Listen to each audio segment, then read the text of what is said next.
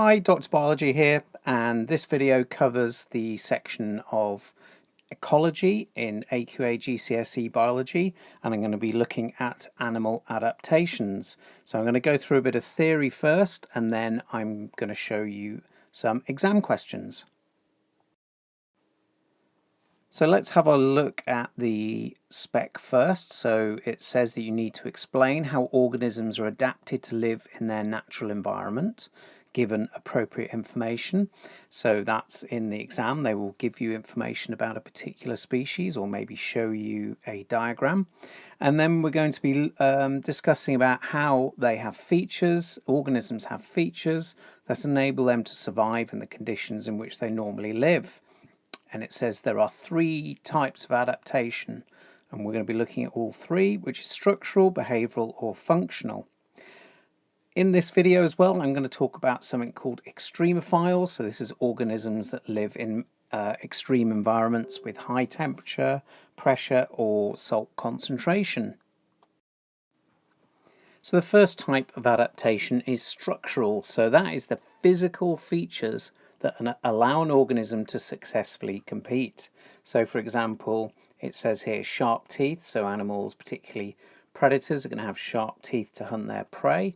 Colouring that might provide camouflage to hide from predators or hunt for prey, and a large or small surface area to volume ratio. So an elephant has a small surface area to volume ratio, whereas this desert rat has a large surface area to volume ratio. Secondly, the behavioural adaptation. So that is the behaviour of an organism that gives it an advantage. So for example, making nests to attract a mate. This is called a bowerbird, and it makes a particularly ornate nest to find a mate. Courtship dances. So here we've got 2 cranes. They're birds, and they're doing a courtship dance to attract each other or attract a mate. Use of tools to obtain food. So here's a chimpanzee. It's using a stick to get some termites using tools. And then the last one is working together in packs. Most common example is things like the wolf or hyena. And then thirdly, functional adaptations. So these are related to processes that allow an organism to survive. So I know I said this was animal adaptations, but photosynthesis in plants is a good example, allowing it to survive, to use sunlight to photosynthesize.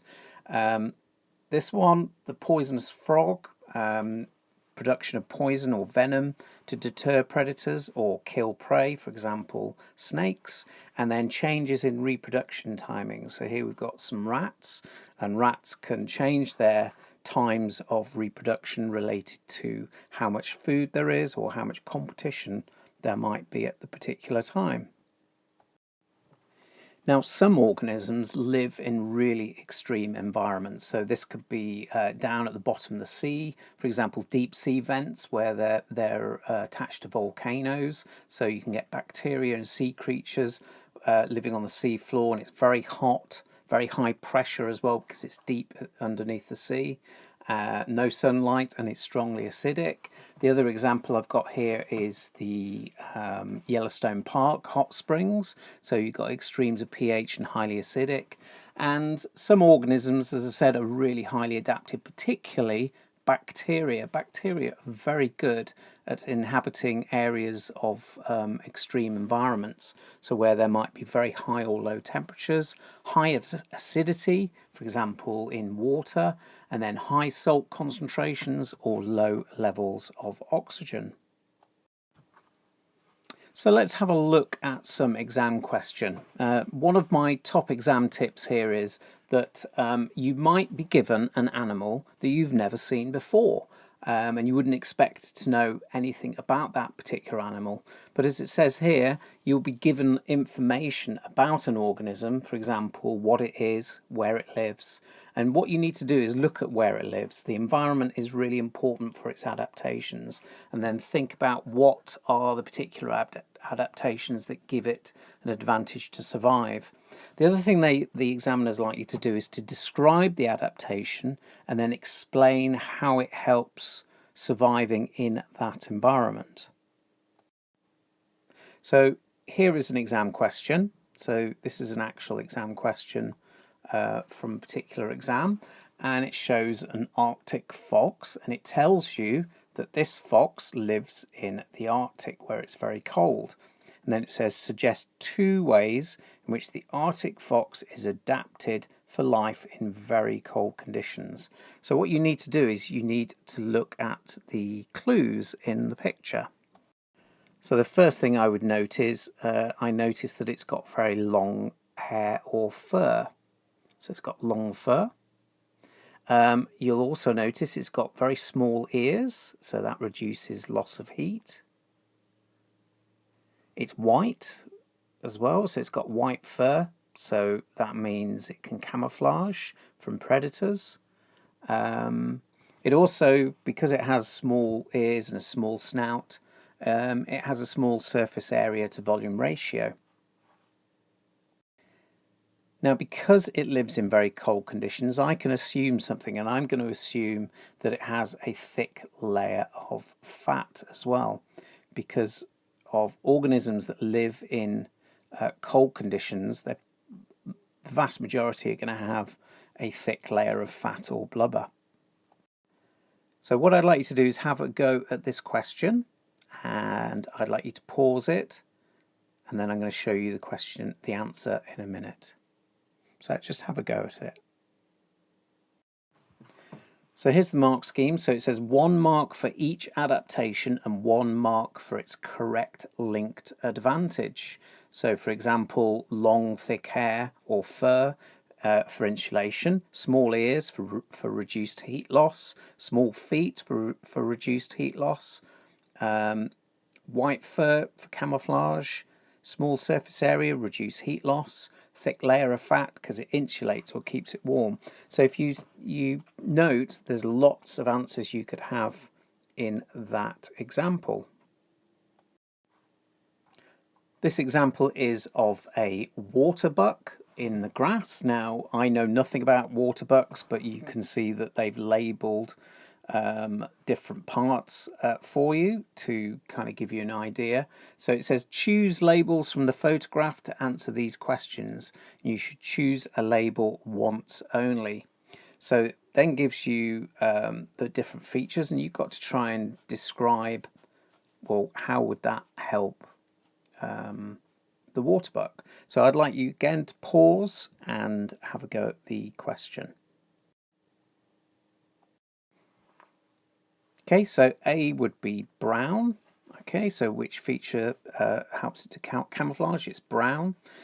B, which feature helps the water buck to detect predators? Well, that'll be its long ears. Which feature helps the water buck to fight predators? That'll be the long horns. And D, which feature helps a baby water buck to follow a parent through the long grass? Well, it has a white ring on the rear of the coat.